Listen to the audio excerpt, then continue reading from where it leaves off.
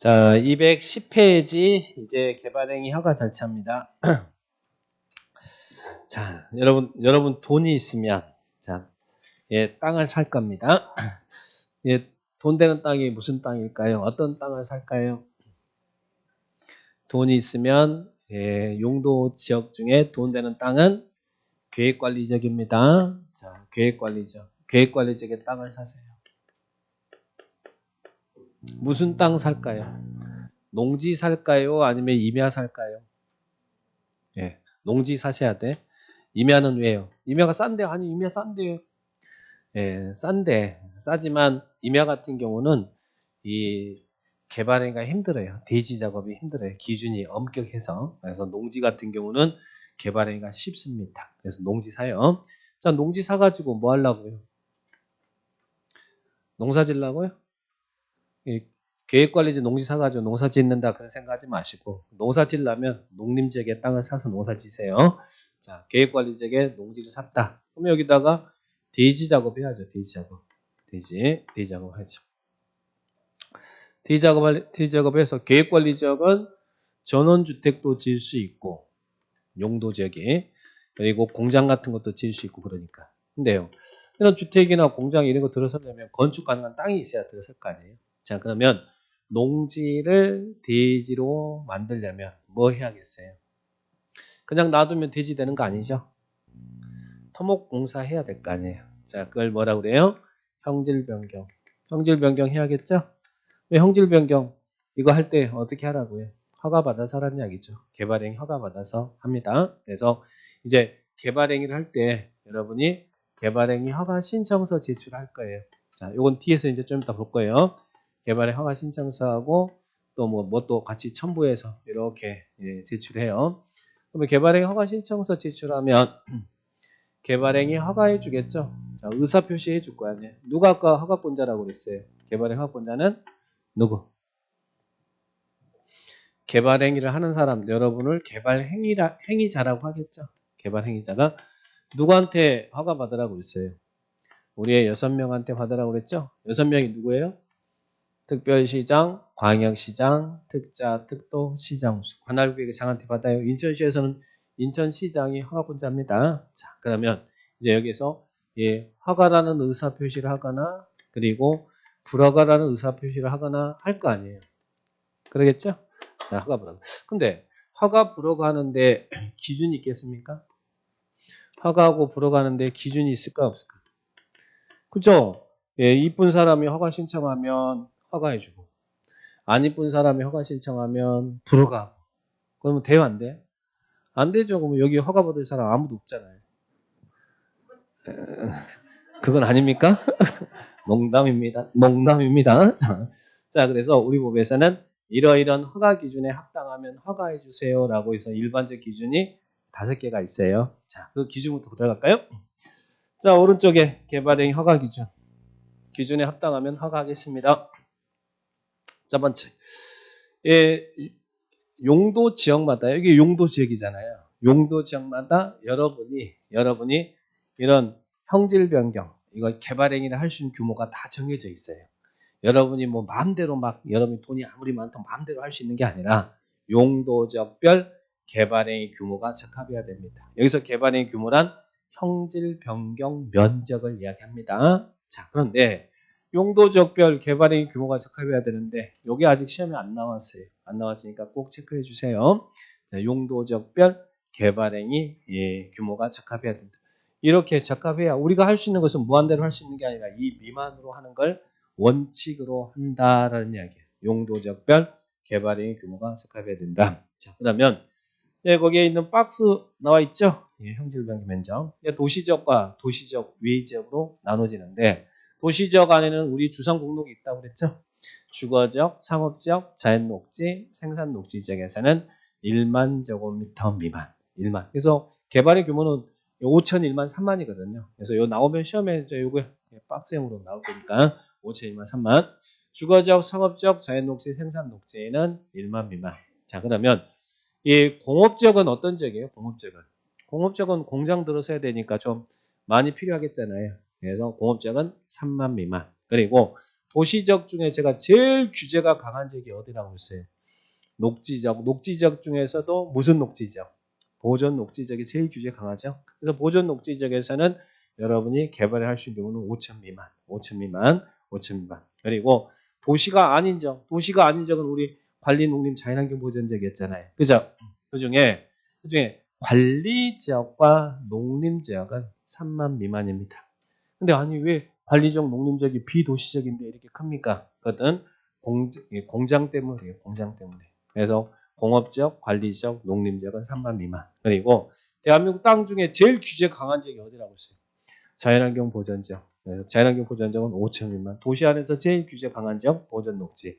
전국토에서 제일 규제 강한 지역 자연환경 보전지역. 그래서 보전녹지와 자연환경 보전지역은 5천 미만. 그래서 5천하고 3만만 기억하시고 나머지 1만은 덤으로 그냥 놔두시면 되겠죠. 이 세 개 다 외우기 힘들면 5천하고 3만만 잘 기억해 놓으시고 나머지는 모르면 1만 미만이다. 이렇게 기억합니다. 5천, 1만, 3만은 이게 시험에 아직 안 나왔어요. 이게 안 나왔으니까 잘 기억하시고. 자, 그 다음에 개발의 규모가 가반다. 자, 두 번째는 규모가 여기서 형질 변경 면적을 이야기해요. 5천, 1만, 3만. 자, 두 번째.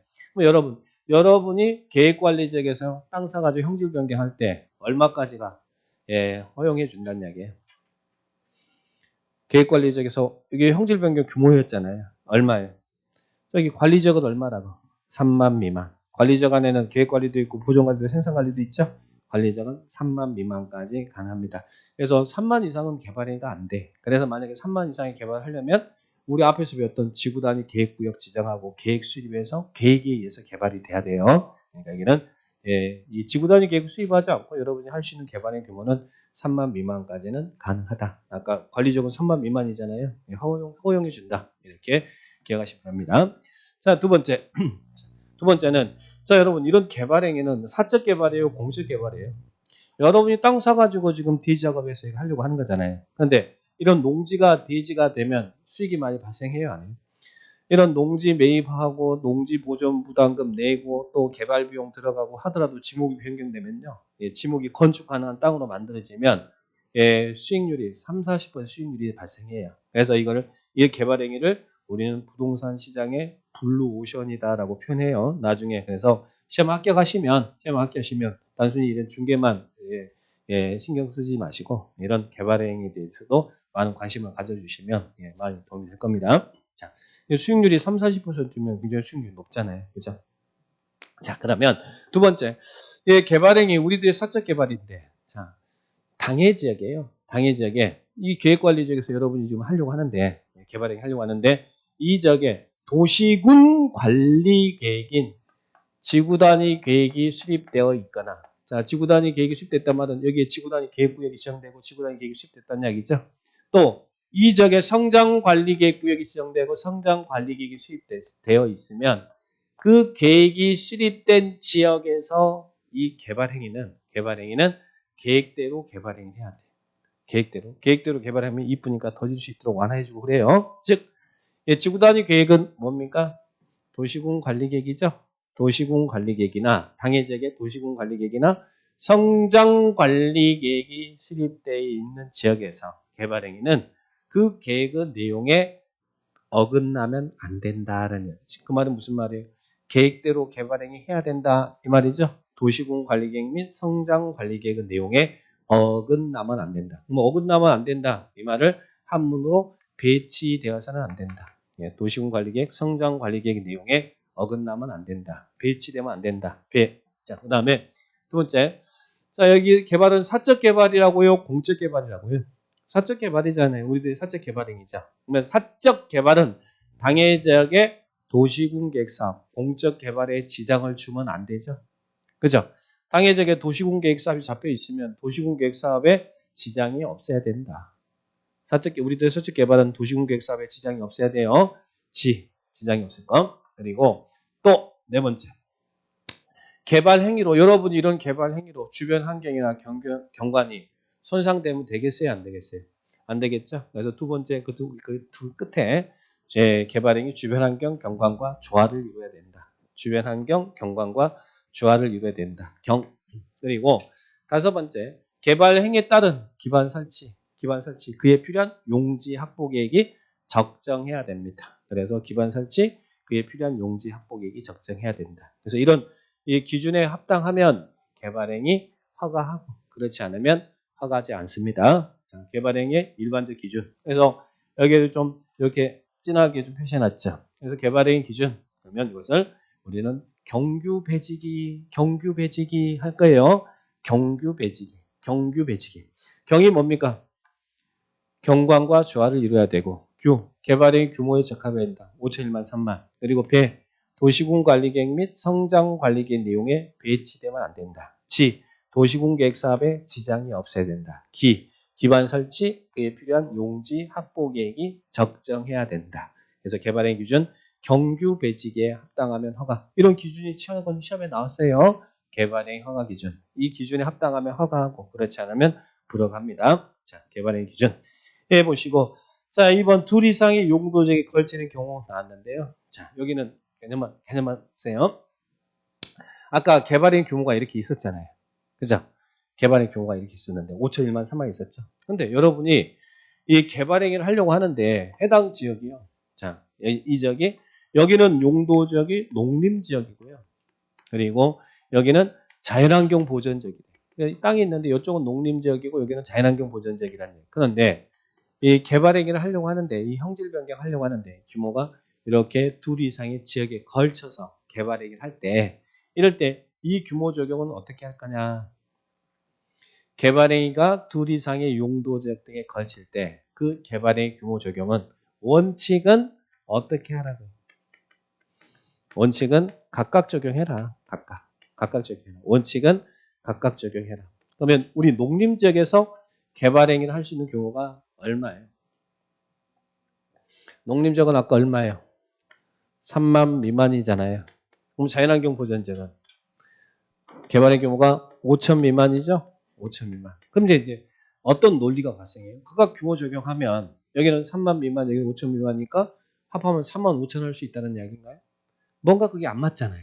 그래서 우리 법에서는 개발행위 둘 이상의 지역이 걸칠 때는 각각 규정을 적용하되 단서 조항이 개발행위 규모가 가장 큰 용도지역의 규모를 초과할 수는 없더라. 그러니까 얼마를 초과할 수는 없다는 이야기예요.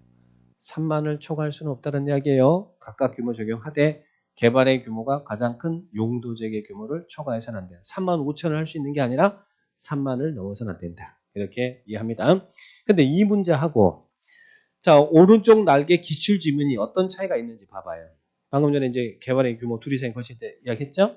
근데 오른쪽 날개는 이렇게 시험에 나왔네요. 개발의 허가 대상인 토지가 둘 이상의 용도지역에 걸치는 경우 개발의 규모를 적용할 때는 가장 큰 용도지역에 관한 규정을 적용한다. 이렇게 나오면 어디가 틀린 거예요?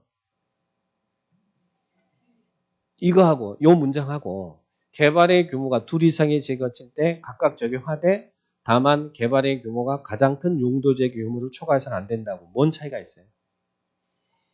방금 전에 우리 기출 지문처럼 둘 이상에 거칠 때 개발의 규모가 가장 큰 용도지역의 규모를 초과해서는 안 된다. 바로 훅 이렇게 들어와 버리면 어떤 문제가 발생하냐면 만약에 이게 오른쪽 기출 지문이 이게 맞는 지문이라 한다면 저 같으면 이렇게 하겠죠. 상대적으로 농림지역의 땅이 쌀까요? 자연환경 보전지역의 땅이 쌀까요? 자연환경 보전지역이 규제가 겁나 강한 지역인가 땅이 쌀 거 아니에요. 그죠? 그러면 저 같으면 이러겠어요. 무조건 둘 이상의 지역에 거칠 때 개발의 규모가 가장 큰 용도지역 규모를 초과해서는 안 된다 이렇게 나오면 3만을 초과해서는 안 된다 이렇게 나오면 저는 농림지역에 땅 조금 걸치게 하고 여기를 개발행위를 많이 해버릴 거 아니에요. 원래 개발행위는 3만을 초과하면 안 되니까. 그죠? 그러면 농림지역에 이 자연환경 보전에 싸뜻한 상 사가지고 여기를 5천 넘어서 막 2만 9천 하고 여기 1,000 하면 3만이 될 거 아니에요. 이런 문제점이 있잖아요. 그러니까는 단서 조항은 각각 적용하되 단 규모가 여기는 5천을 넘어가면 안 된다는 이야기잖아요. 각각 규모 적용하되 개발의 규모가 가장 큰 용도지역의 규모를 초과해서는 안 된다. 이렇게 나와야 된다는 이야기예요. 그냥 무조건 걸칠 때 개발의 규모가 가장 큰 용도지역의 규모를 적용한다 이러면 안 된다는 이야기예요. 그러면 이런 문제가 발생하잖아요. 여기 1,000하고 여기 2,900, 여기 29,000을 개발행위를 해버릴 수 있으니까 그런 문제점이 있으니까 각각 규모 적용하되 여기는 5천을 넘어가면 안 된다는 이야기예요. 각각 규모 적용하되 개발행위 규모가 가장 큰 용도지의 규모를 초과해서는 안 된다. 이렇게 나와야 맞는 지문이 된다는 이야기죠. 그래서 그 부분하고 오른쪽 기출 지문하고 여러분이 비교해서 이해를 해주시기 바랍니다. 자, 그 다음에 뒤로 넘겨보실까요? 자, 보시면 이 개발행위, 자, 두 번째. 그러면 자, 우리 개발행위 규모가 있었죠. 아까 5천, 1만, 3만 있었죠. 자, 그러면 자, 용도 지역별로요. 자, 우리가 개발행위 기준, 경규 배지기 일반적 기준이 있잖아요. 자, 그런데 이게 이제 일반적 기준이에요. 그런데 이 용도 지역별로 이 개발행위 기준이 완화될 수도 있고 강화될 수도 있고 아니면 그대로 적용해서 개발행위 허가 불허가를 해야 되는 지역이 있대. 그래서 이걸 우리는 용도적별 개발행위 허가 기준이라고 그래요. 자, 우리 용도적별 개발행위 허가 기준. 자, 우리 전국토. 자, 다시 한번 또 그림을 그립니다. 자, 전국토는 공법상의 지도 다시 그려갑니다. 어떻게 나눈다? 도시적, 또 무슨 지역? 관리지역, 또 무슨 지역? 농림지역, 또 무슨 지역? 자연환경 보전, 도가농자. 자, 도시적 안에는 우리는 도시적에 모임, 도시적 안에는 무슨 지역? 주거지역, 상업지역, 공업지역, 녹지지역. 그죠? 물론 주상공록도 또 나누잖아요. 자, 그리고 관리지역은 또 어떻게 나눴어요? 도시지역하고 친구, 계획관리지역, 농림지역하고 친구, 생산관리지역, 자연환경 보전지역하고 친구, 보전관리지역. 보생계 그랬죠? 자, 그러면 자, 이게 이제 용도지역이잖아요. 자, 그러면 용도적별 특성을 고려해서 개발행위 기준이 강화되기도 하고 완화되기도 하고 그대로 적용되기도 하는데 우리가 개발행위 기준 아까 경규 배지기 일반적 기준이 있잖아요. 자, 우리 이 지역 중에 도시 토지 용지. 자, 개발행위를 할 수 있는 용도지역이 어떤 지역이에요? 어떤 지역? 주거지역, 상업지역, 공업지역은 여기는 거주의 목적으로 개발하고 여기는 업무 상업 목적으로 여기는 공장 목적으로 개발할 수 있는 도시 토지 용지잖아요. 자, 이런 지역을 우리는 뭐라고 하냐면 시가화 용도 지역이라고 그래요. 시가화라는 말이 무슨 말이에요? 건물과 인구가 밀집되는 지역을 시가화라고 하죠. 자, 그러면 시가 용도 지역은 어느 지역을 우리는 시가 용도 지역이라 한다고요. 개발행위 기준 적용할 때 주거지역, 상업지역, 공업지역을 무슨 용도지역이라고 부른다고요? 시가화 용도지역. 건물과 인구가 밀집되는 지역을 시가화 용도지역이라고 하잖아요. 그러면 이 지역에서는 주거지역, 상업지역, 공업지역에서는 개발행위 허가 기준 적용할 때 아까 앞에 경규 배직이 있었죠? 그 기준 그대로 적용해서 허가 불허가 판단해 주래. 허가 불허가 판단하면 돼요. 경규 배직이 그대로 적용해서 시가 용도지역에서는. 자, 그런데 개발행위, 자, 이 지역 중에 개발행위 발생 가능성이 높은 지역. 개발행위 발생 가능성이 높은 지역. 자, 어느 지역에 개발행위 발생 가능성이 높은 지역에? 이 주상공의가 원래부터 대놓고 개발하는 지역이고, 자, 개발행위 발생 가능성이 높은 지역. 여러분, 즉, 어디가 돈 되는 지역이라고 했어요? 녹지지역에는 보존 녹지도 있고, 생산 녹지도 있고, 자연 녹지도 있죠? 그 중에 어디가 제가 돈 되는 땅이라고 했어요? 자연 녹지적은 나중에 녹지적이지만 개발이 허용되는 지역이라고 그랬잖아요. 자, 그럼 돈 되는 땅은 자연 녹지적이죠. 그리고 비도시적에서는 돈 되는 땅이 무슨 지역? 계획관리적. 계획관리적 땅 없으면 생산관리적. 이 세 개의 지역이 개발행위 발생 가능성이 높은 유보용도 지역이에요. 자, 그러면 유보용도 지역은 어느 지역을 유보용도 지역이라 한다고요? 자연 녹지적, 계획관리적, 생산관리적을 우리는 유보용도지역이다 그래요. 유보용도지역. 그러면 이런 지역에서는 아까 앞에서 배웠던 경규 배직이 있죠. 그 개발행위 일반적 개발행위 기준을 여기에서는 이런 유보용도지역에서는 도시계획위원회 심의를 거쳐서 강화 또는 완화할 수 있더라. 개발행위 일반적 기준 그런 경규 배직 기준을 도시계획위원회 심의를 통해서 유보용도지역은 즉 계획관리적, 생산관리적, 자연녹지적인 이런 지역에서는 개발행위 기준을 도시계획위원회 심의 통해서 강화할 수도 있고 완화할 수도 있다는 얘기예요. 시가용도지역은 그대로 개발행위 기준 적용하고 그리고 유보용도지역은 도시계획위원회 심의 통해서 앞에 있는 경규배지기 기준을 강화 또는 완화할 수 있어요. 자, 그리고 네, 나머지 지역들, 여기 빼고 나머지 지역들이 보존용도지역이에요. 보존용도지역. 근데 보존용도지역을 외울 필요는 없잖아요.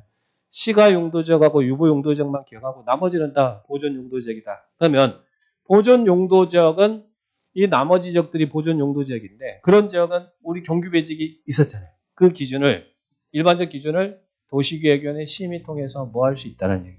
보존이니까 강화할 수 있다. 이렇게 나와야 돼요. 여기 강화 또는 완화할 수 있다 이러면 안 된다는 이야기예요. 그래서 우리 시험에 이 규정을 어떻게 해서 기출을 출제했냐면 자 이렇게 문장이 나왔어요. 기출지문 봐봐요. 오른쪽에도 나와 있어요. 왼쪽인가요? 왼쪽에 기출 나왔죠? 이렇게 나왔어요. 자연녹지지역에서는 도시계획위원회 심의를 통해서 개발의 기준을 강화 또는 완화 적용할 수 있다. 오, 그죠? 맞는 왜? 자연녹지지역에서는 도시계획위원회 심의 통해서 개발의 기준을 강화 완화할 수 있다 그랬잖아요. 맞죠? 그러면 시험에서는 이렇게 출제가 됐으니까 여기를 살짝 돌려서 어떻게 물어볼 수도 있어요. 계획관리지역에서는 도시계획위원회 심의 통해서 개발의 기준을 강화 완화할 수 있다. 이렇게 문장이 나오면 맞는 지문이에요? 틀린 문장이에요?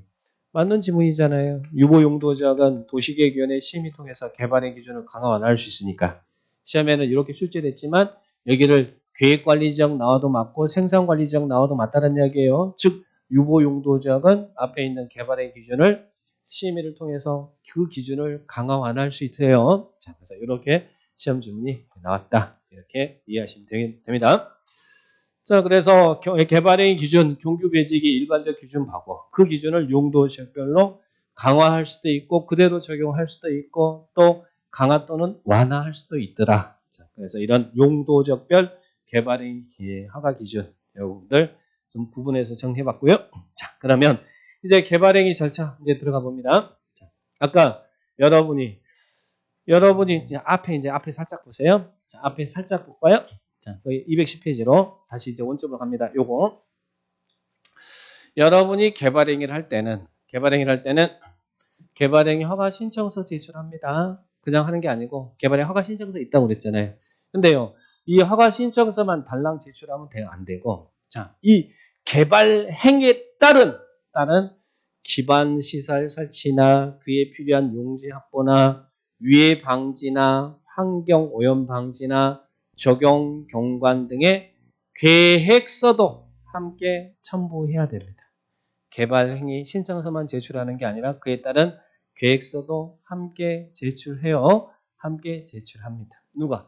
개발행위자가. 그런데 다만 어디에서 개발행위를 할 때는 기반시설 설치나 그에 필요한 용지 확보 계획서는 제출 안 해도 된다고요. 어디예요? 개발밀도관리구역에서. 지금 거기 210페이지 밑에 하단 보고 있습니다. 개발밀도관리. 왜? 개발밀도관리구역은 나중에 우리가 배울 거거든요. 기반시설 설치가 곤란한 지역이에요. 곤란한 지역이니까 그 안에서는 기반 설치나 그에 필요한 용지 확보 계획서는 제출 안 해도 된다는 이야기예요. 개발밀도관리구역에서는 제출 안 해도 된다. 자, 그렇게 보시고. 자, 거기까지 정리했고 개발행 기준 아까 맞으면 허가해주고 안 하면 부른다. 자, 뒤로 넘깁니다. 212페이지. 자, 그러면 여러분이 이런 행위를 누구한테 신청서 제출한다고요? 예, 우리 6명한테 한다고 그랬죠? 특별시장, 광해시장, 예, 특자, 특도, 시장 우수. 우리 인천시에서는 누구한테 개발행위 허가 신청서 제출한다고요? 인천시장한테. 서울에서는 서울시장한테, 세종에서는 세종시장한테, 제주도는 제주도. 김포시에서는 김포시장한테, 그리고 양평군에서는 양평군수한테, 관할구역장한테 개발행위 허가 신청서 제출해요. 자, 그러면 아까 허가 신청서에 합당하면 허가해주고, 이 경규배지기 합당한 허가하고 그렇지 않으면 불허하겠죠. 자, 그 기준을 먼저 봤고요. 자, 그런데 이 허가 신청하면, 자, 경우에 따라서는 아까 개발행위 허가 기준에, 자, 우리들의 이런 사적 개발은 뭐에 지장이 없어야 된다고 그랬어요? 당해적의 도시공계획 사업에 지장이 없어야 된다고 그랬죠? 공적 개발에 지장이 없어야 된다고 그랬죠? 자, 그러면 우리 인천시장이 여러분에게 이런 행위에 대한 개발행위를 할 때 사적 개발은 공적 개발에 지장이 없어야 되는데 이 인천시장이 당해적의 도시군계획 사업에 이 지장을 주는지 안 주는지 모르잖아요. 그죠? 그래서 허가권자는 허가를 할 때 미리 도시군계획 사업 시행자의 의견을 들어서 허가해 줘라. 자, 그래서 밑에 양가로 3번에 의견 청취 나와 있습니까? 동그라미 1번. 특별시장 관시자 특자 특도 시장 군수는 개발행 허가 또는 변경 허가를 하려면 그 개발행위가 도시군 계획 사업 시행에 지장을 주는지에 관해서 당해적에 시행되는 사업 시행자의 의견을 들어야 된다. 시행자 의견 청취해서 개발행 허가를 한 얘기예요. 자, 그런데 여기서 조심할 것은 시행자의 의견을 듣지 시행자의 동의를 받아야 된다 그러면 맞아야 틀려요. 동의란 시행자가 안 돼 그러면 못 한다자 얘기예요. 시행자보다 시장 우선 더 높은 사람이잖아요. 그러니까 동의를 얻어야 된다가 아니라 시행자의 의견을 들어서 허가 불허가를 해주라는 이야기입니다. 자, 그러면 요거 하나 보시고. 그 다음에 또 하나 볼 것은 자, 개발행위 허가 신청 여러분이 인천시장한테 내가 여기 지금 계획관리제 땅 사가지고 전원주택 짓기 위해서 개발행위 하려고 하는데 허가해 주세요라고 했어요. 그러면 이 허가권자인 우리 관할구역장은 이 개발행위 허가 절차에서 여러분 주민의 의견을 청취할까요? 안 할까요? 주민의 의견 청취가 있어요? 없어요? 우리가 주민이잖아요. 그죠? 시행자의 의견을 듣고 공공시설이 있으면 그 시설의 관리청의 의견을 듣지만 개발행위 절차에서는 주민의 의견 청취가 없습니다. 우리가 주민이잖아요. 지금 개발행위 의견 청취, 주민의 의견 청취 없어요. 그러면 이 개발행위를 허가할 때 인천시장은 인천시의회 의견 청취할까요? 지방의회 의견 청취도 없어요. 누구의 의견 청취만 있다? 시행자의 의견 청취 있다. 그리고 공공시설이 있으면 공공시설 설치하면 그 시설 관리할 관리청의 의견을 든 건 당연한 것이고요. 자, 그래서 거기 도시공계획 사업 시행자 의견 청취, 공공시설 관리청의 의견 청취 있지만 이 절차에 주민이나 지방의회 의견 청취는 없습니다. 주민이나 지방의회 의견 청취가 없다. 자, 그러면 또 하나 밑에 협의심의. 자, 협의심의. 자, 우리 개발행위를 하려고 해요. 자, 보세요. 여기도 개념만 이해하셔요. 농지를 대지 작업할 거예요. 그러면 자, 우리 이런 행위를 할 때 개발행위 허가를 받아야 되잖아요. 그런데 하나의 주된 행위를 할 때 다른 법에 의한 부수적인 인허가 사항도 있을까요? 예를 들면 농지다 그러면 농지법에서 농지를 다른 용도로 이용할 때는 농지법에서 농지 전용 허가를 받아야 돼요. 농지 전용 허가. 만약에 임야하다 그러면 산지 전용 허가 받아야 돼. 또 건물 짓는데 필요하면 가설 건축물 축조가 필요하면 가설 건물 축조 신고도 해야 돼. 지금 무슨 이야기냐면 하나의 주된 행위를 할 때 다른 법에 의한 인허가 받을 사항이 많이 있어요. 그런데 그런 인허가 받을 사항을 니들이 일일이 뛰어다니면서 받으면 시간이 많이 걸리니까 주된 행위에 대한 인허가를 신청할 때 그 관련된 인허가 서류도 함께 제출해 주면 그러면 이 주된 행위를 인허가하는 사람이 그 관련 인허가 서류 제출받아서 관계기관과 협의해서 주된 행위에 대한 인허가를 하면 그 관련 인허가도 같이 받은 것을 본다. 이것을 우리는 관련 인허가 의제라 그래요. 주된 행위 허가 신청할 때 함께 서류 제출해주면 관련 인허가를 받은 것을 봅니다. 그러면 관련 인허가 의제 사항이 생기면 이 허가권자는 뭘 해야겠어요? 관계기관과 협의할 일이 있으면 협의를 해야겠죠. 그래서 절차에 관계된 행정기관장과 협의한다는 말이 나옵니다. 자, 그리고 또 하나. 그래서 협의란 단어가 나오고요. 자, 그다음 큰 기념 보시오. 또 하나. 자, 계획관리자는 아까 개발행 규모가 얼마였어요? 계획관리자는 3만 미만까지죠. 그죠? 자, 여러분이 계획관리자에게 개발행 할 때 인천시장은 바로 여러분한테 오케이 콜 허가 불허가 판단하는 게 아니라 이런 일정한 지역 그리고 일정한 규모 이상의 개발행위가 이루어진 지역에서는 경우에 따라서는 당해 지역에 있는 도시계획위원회 심의를 거쳐서 개발행위를 허가해야 됩니다. 그러니까 개발행위 절차에는 협의라는 사항도 있을 수가 있고 협의해서 허가를 해줘야 되는 사항도 있고 또 일정 사항에 대해서는 도시계획위원회 심의를 거쳐서 허가해야 되는 사항도 있다는 이야기예요. 지금 절차를 이렇게 지금 그려보는 겁니다. 경우에 따라서는 협의 심의도 있다. 자, 그려보시고. 자, 밑으로 쭉 내려갑니다. 자, 그러면 아까 우리 개발행위 허가 기준을 배웠어요. 경규 배직이 있었죠? 자, 그래서 이런 절차를 거쳐서 이제 허가 불허가 의사표시를 할 겁니다. 자, 처분한단 말은 의사표시 한다는 이야기예요. 무슨 의사표시? 허가라는 의사표시를 하거나 불허가라는 의사표시를 할 거라 돼. 그러면 허가 신청이 있으면 이 허가 불허가에 대한 의사표시, 이 허가 불허가에 대한 처리 기간은 몇일이다. 몇일 이내에 처리하라고요. 15일 이내 허가 불허가 처리해줘야 됩니다. 15일 이내 해야 돼.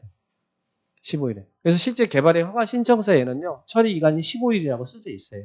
여러분이 허가 신청하면 인천시장이 15일 이내 허가 불허가 처분을 해준다는 이야기. 그런데 이 15일에는 협의할 사항이 있거나 심의할 사항이 생기면 그 협의 심의기간을 포함한다고요, 제외한다고? 제외한다. 그래서 거기 협의 심의기간은 포함하지 않는다는 말이 나오죠.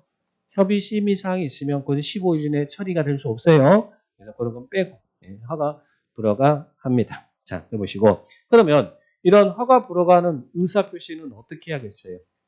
여러분이 허가 신청했는데 인천시가 전화해가지고 허가됐습니다. 축하합니다. 이렇게 그 유선상으로 또 구두상으로 할 수 있어요, 없어요? 항상 행정행위는 요식행위입니다. 그래서 이 허가 불허가는 서면을 통해서 알리라는 이야기예요. 서면을 통해서 알리란 말 밑에 나오죠?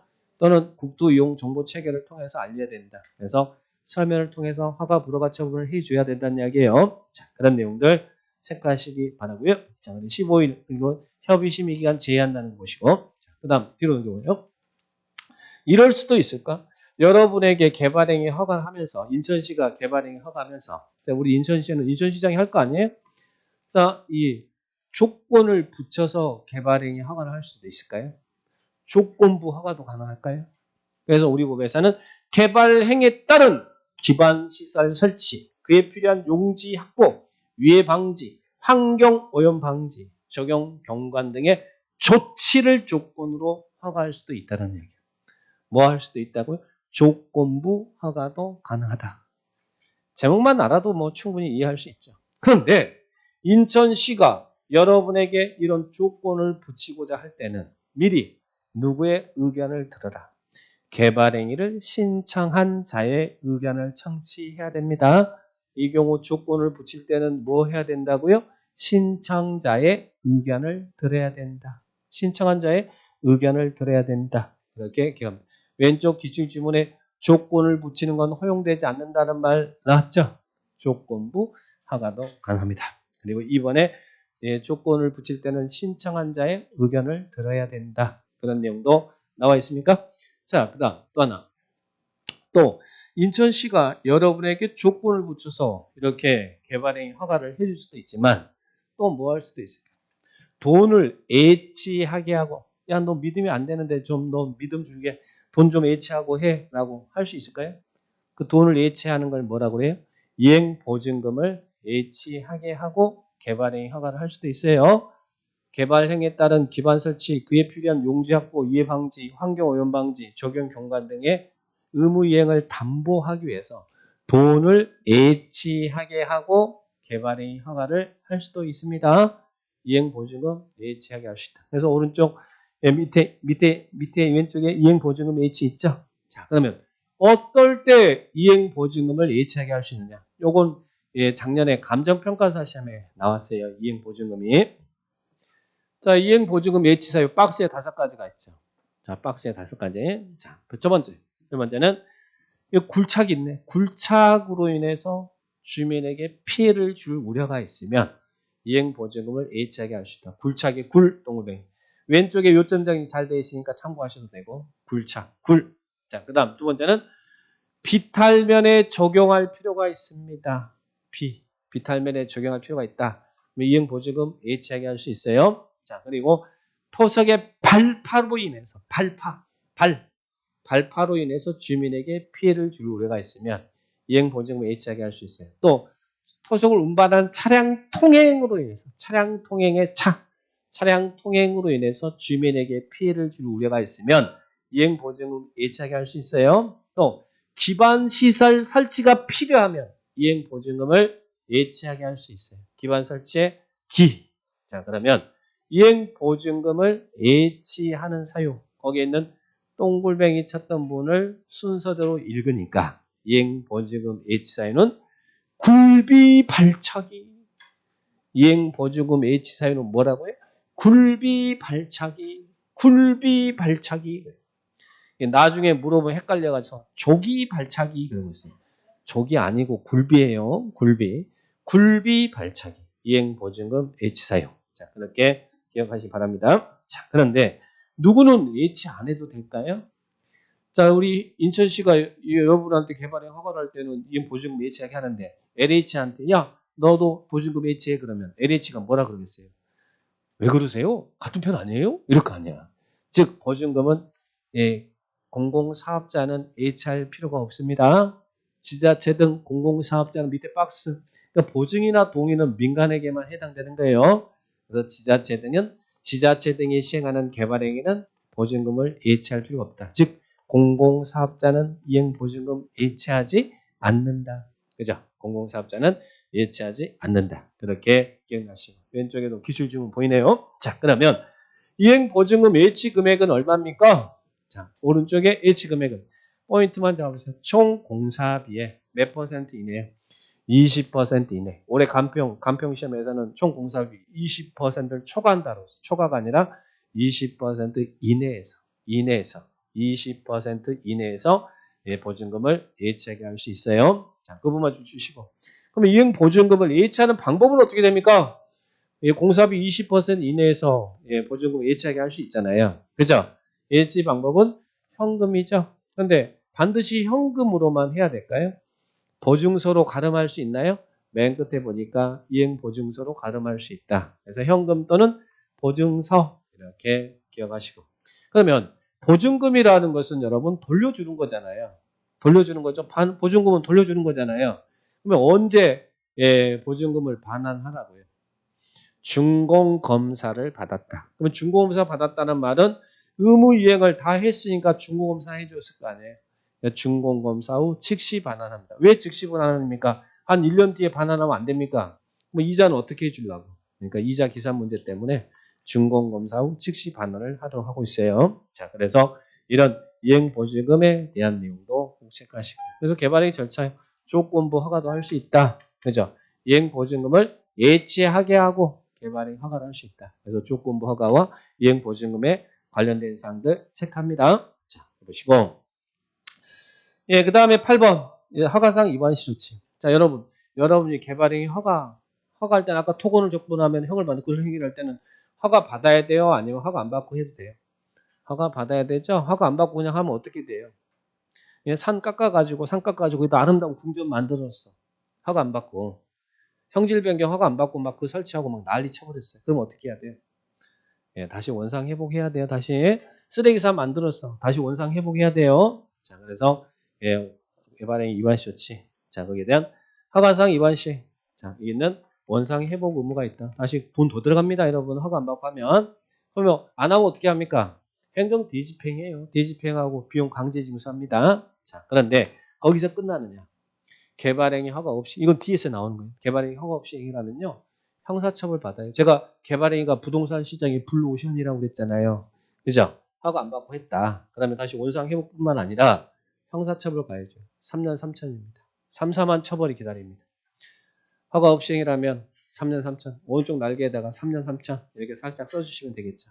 개발행위 허가 없이 행위라면 3년 이하 징역 3천만 원 이하의 벌금에 처해집니다. 그래서 국도기획법의 제일 무거운 처벌 조항이 3년 3천이거든요. 두 군데가 나와요. 이미 앞에서 하나 배웠어.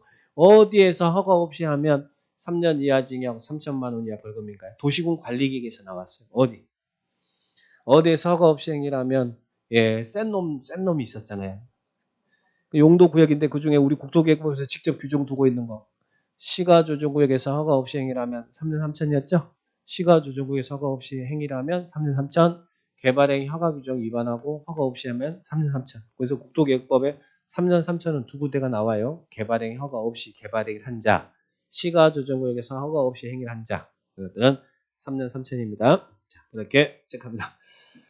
자, 그 다음에 밑에 9번 보세요. 관련 인허가 의제. 관련 인허가 의제는 아까 이거 있잖아요. 주된 행위에 대한 인허가 신청할 때 관계법에 한 이러이런 인허가 서류도 함께 제출해주면 받은 것을 본다. 그래서 이런 관련 인허가, 이 개발의 허가 신청할 때 함께 서류 제출해주면 받은 것을 보는 인허가 의제사항이 뒤에 넘겨보니까 19가지 나오죠.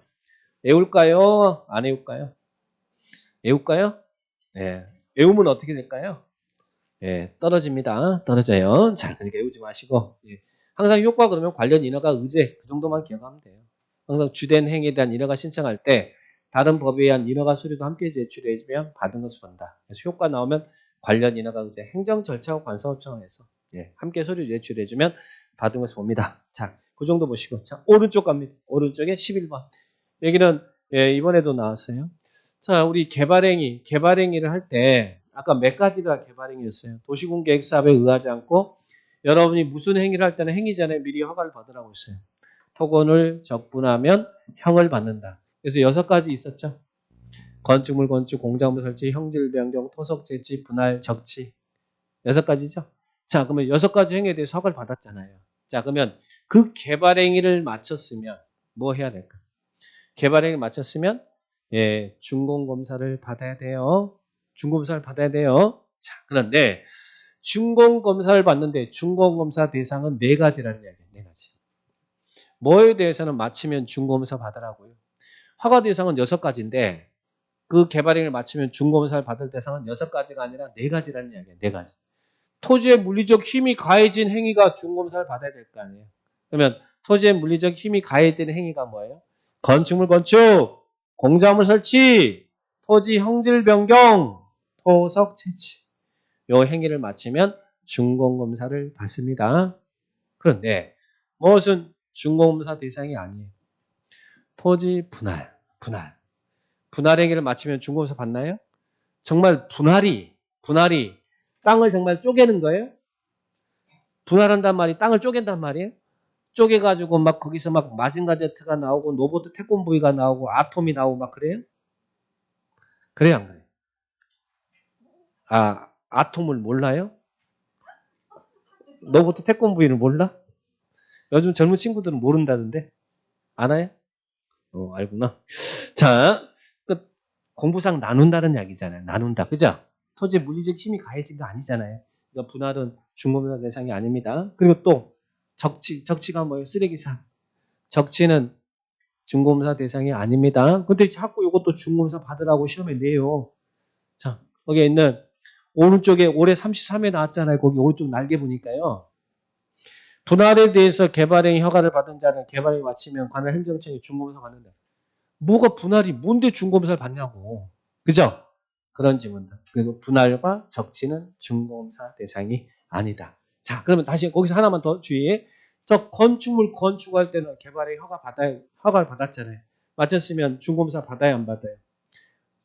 건축은 준공검사 받는 거잖아요. 토지 물리적 건축물 공작물 설치 형질변 토지 재치 받잖아요. 그런데 이 건축물에 대해서는 건축부의 건축허가 받아서 공사 끝나면 건축부에서 사용 승인 받아요.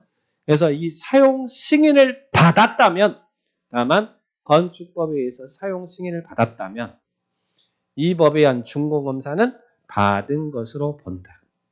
원래 준공검사 받아야 되는데 건축허가 받아서 건축법에 사용 승인 받으면 준공검사는 별도로 안 받아도 된다는 이야기예요. 그래서 또 거기에 대한 예외 규정을 두고 있습니다. 자, 그래서 이런 내용들 개발행위 절차 이게 전부입니다. 그래서 이렇게 개발행위 이런 내용들 체크하시면 돼요. 자, 정리하시고 그 다음 뒤로 넘기시면 자 이제 개발행위 자, 문제 한번 풀어볼까요?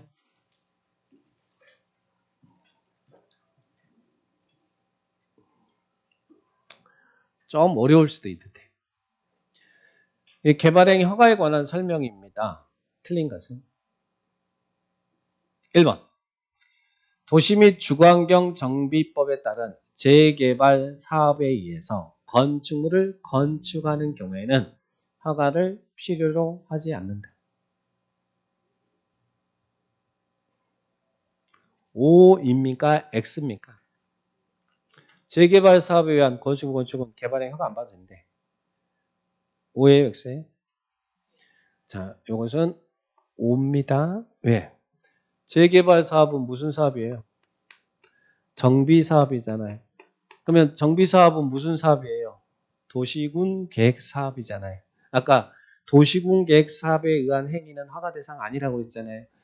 도시군 계획 시설 사업, 도시 개발 사업, 정비 사업. 이 세 개를 도시군 계획 사업이라고 했죠.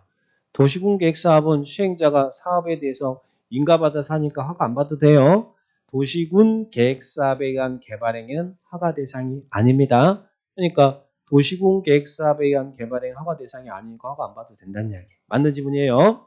자, 그 다음에 2번 허가권자가 개발행위 허가의 조건을 붙이려는 때에는 미리 개발행위 허가를 신청한 자의 의견을 들어야 된다. 아까 조건부가 가능하다고 그랬죠. 근데 조건부 허가를 할 때는 신청한 자의 의견 들어야 돼요? 들어야 된다. 아까 신청한 자의 의견 들으라고 그랬잖아요. 자, 그 다음 3번. 토속 채취에 대해서 개발행위 허가를 받은 자가 토속 채취. 이 개발행위를 마치면 준공검사 받아야 된다. 맞죠? 풍물의 자갈병이 채취 행위를 마쳤으면 골재 채취 끝났으면 준공검사 받아야 돼요. 토속 채취는 적치하고 또 헷갈리면 안 돼요. 물건 쌓아두는 쓰레기 사는 준공검사 대상이 아니지만 적치하고 채취하고 또 다른 거예요. 그러니까 이 네 가지는 허가 준공검사 대상이잖아요. 거주, 건축, 공작물 설치, 형질병, 토속 채취는 준공검사 받는다. 맞죠? 자, 그 다음에 4번. 행정청이 아닌 자가 재해복구, 재난수변, 응급조치를 한 경우에는 당해 행위를 한 자는 1월 이내 허가권자에게 신고해야 된다. 아까 우리 재해복구, 재난수변, 응급조치는 허가 없이 할 수 있었잖아요. 근데 조치 후 1월 이내 신고해야 되죠. 사후 신고. 만약에 신고 후 위반하면 500만 원 이하의 과태료다. 그렇죠. 자, 그 다음에 5번. 허가권자가 개발행위 허가를 하고자 할 때는 개발행위가 시행되는 지역 안에서 미리 시행되고 있는 도시군계획 사업 시행자의 동의가 된다. 지금 개발행위 절차를 방금 전에 배웠는데 허가권자 개발행위 허가할 때 미리 시행자의 동의를 얻어야 되나요? 어디다 틀렸어요? 동의가 아니라 시행자의 의견을 청취하라고 그랬잖아요. 동의라는 말은 시행자가 안 돼 그러면 못한다 이 말이잖아요. 그게 아니고 시행자의 의견을 청취해야 됩니다. 이게 간평 문제입니다. 감정. 요 5번 지문이 간평 지문이에요. 간평 지문. 시행자의 의견을 청취해야 된다. 의견 청취해요. 아까 절차에 시행자 의견 청취라고 했잖아요. 그러니까 이 부분이 틀렸습니다. 답은 몇 번요? 5번이 답이다. 이렇게 기억하시고. 자, 그 다음에 218페이지 이제 개발행위 제한입니다. 제한은 쉬워요. 개발 제한은 쉬운데 좀 쉬었다 하자.